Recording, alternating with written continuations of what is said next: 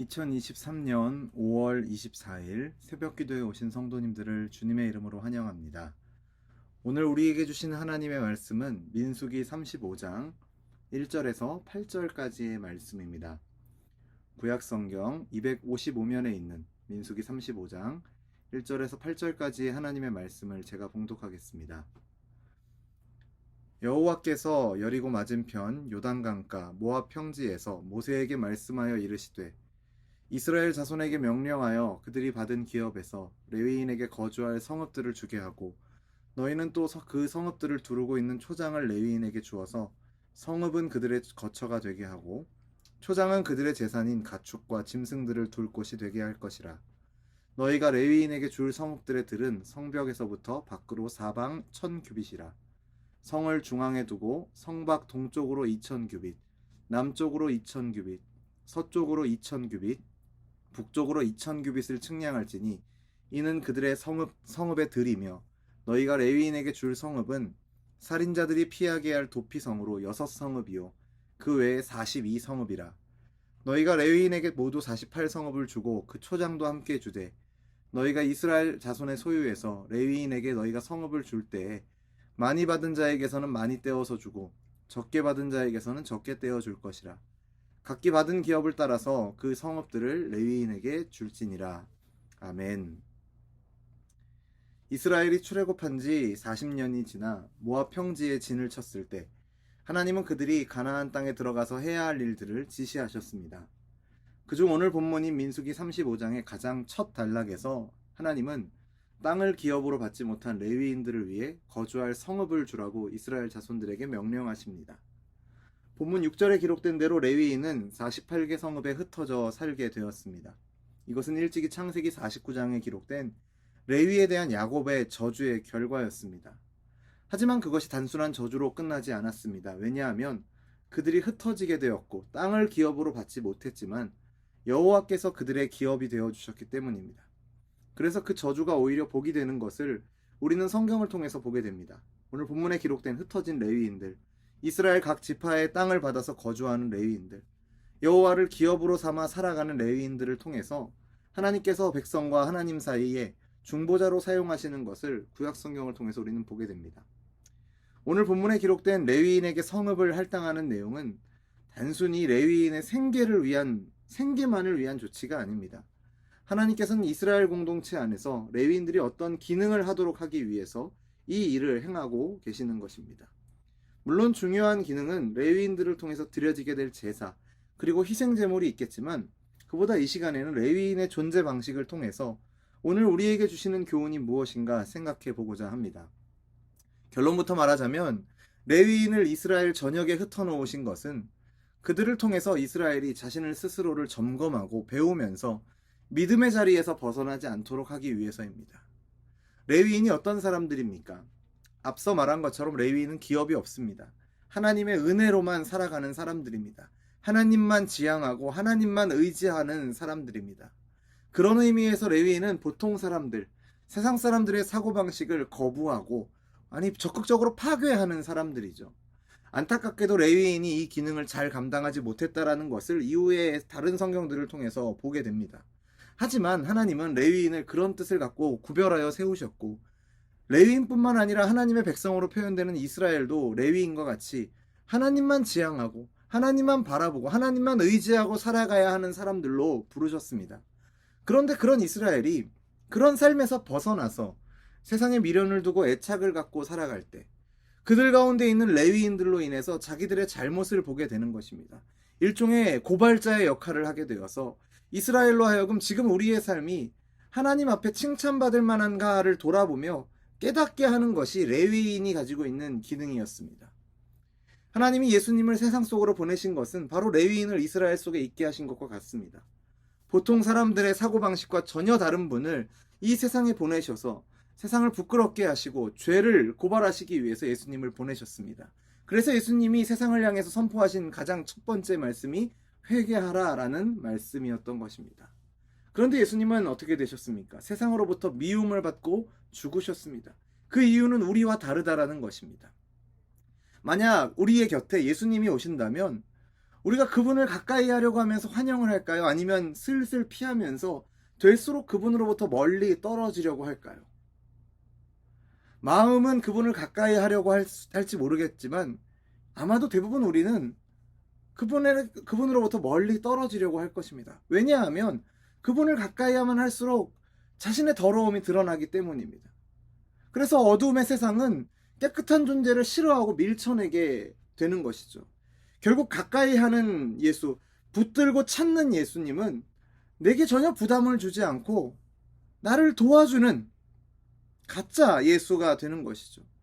그래서 현대 기독교인들, 또 오늘날 교회들에서 죄에 대해서 설교하고 회개를 촉구하는 설교가 점점 사라지고 있는 이유가 이러한 이유가 아닌가 싶습니다. 죄를 지적하고 드러내는 말을 싫어하고 피하려는 그런 우리의 솔직하고 연약한 모습 때문이 아닌가 생각해 봅니다.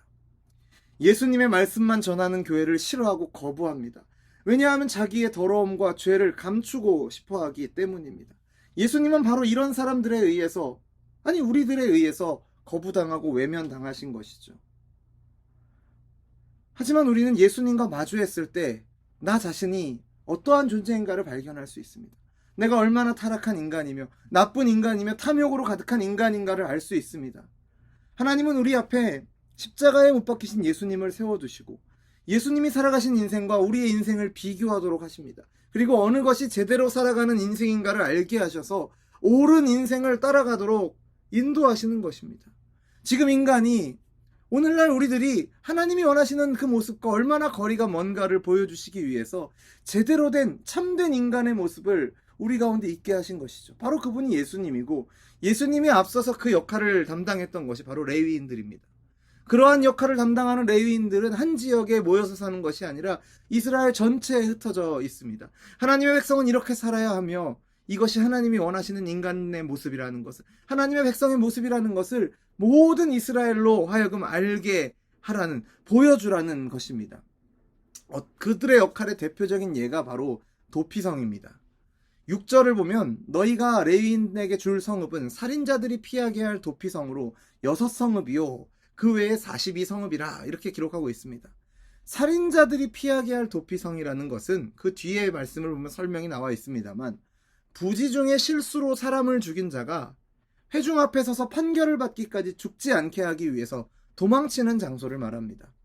실수로 사람을 죽인 경우에도 회중 앞에 서서 제대로 판결을 받고 그 판결의 결과에 따라 처벌 등이 이루어져야 하는데 도피성을 지정해야 한다라는 것, 도피성의 필요성이 역설하는 것은 판결이 나기도 전에 복수가 이루어지는 세상의 방식으로 나에게 해를 입힌 사람은 원수이고 그 원수에게 보복해야 한다라는 그런 세상의 정신이 이미 이스라엘 안에도 있었기 때문임을 우리는 미루어 짐작해 볼 수 있습니다.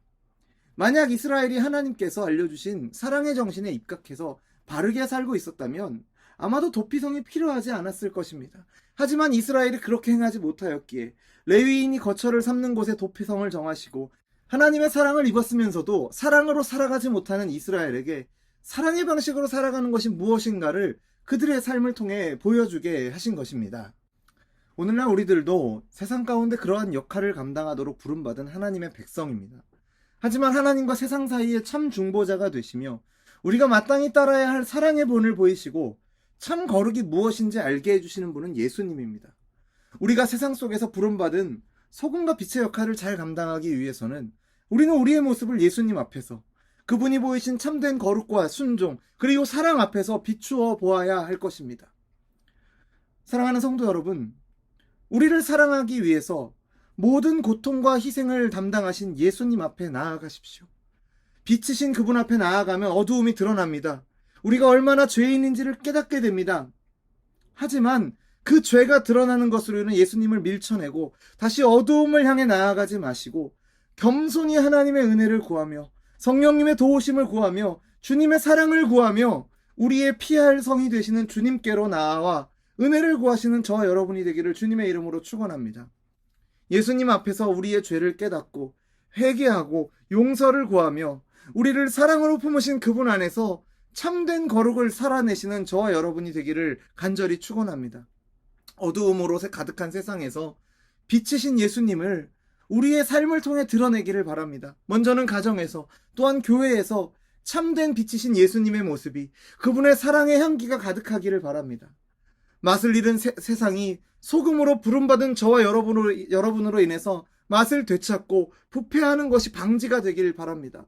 저와 여러분의 존재로 인해서 가는 곳마다 만나는 사람들이 하나님을 소개받고 하나님께로 나아와 구원받을 수 있는 일들이 있기를 바랍니다. 우리가 있는 곳이 어디든 그곳에서 구별된 하나님의 백성으로 세상 사람들을 예수 그리스도께로 인도하고 그리스도를 나타내고 증거하는 저와 여러분의 복된 삶이 되기를 주님의 이름으로 축원합니다. 기도하겠습니다. 하나님 아버지, 오늘 이 말씀을 통해서 우리를 어떠한 존재로 세상 가운데서 부르시고 이 세상을 살게 하시는지를 알게 하심을 감사드립니다. 예수님을 통해서 우리의 죄를 깨닫고 회개하고 용서받아 새 생명을 누리게 된 은혜를 기억하게 하시고 그 은혜를 살아내는 우리들이 되게 하여 주옵소서. 예수님이 하신 일에 감탄만 하고 감사하는 것으로 그치는 것이 아니라 그분이 살아내신 거룩한 삶을, 그분이 몸소 실천하여 보이신 진정한 사랑의 삶을 우리도 오늘 우리의 부름받은 자리에서 살아내도록 인도하여 주옵소서. 먼저는 하나님을 온전히 사랑하며 기쁨으로 순종하는 우리들이 되게 하시고 참으로 하나님을 우리의 주인으로 모시고 주인을 따라가며 주인을 닮아 살아가는 우리들이 되게 하여 주옵소서.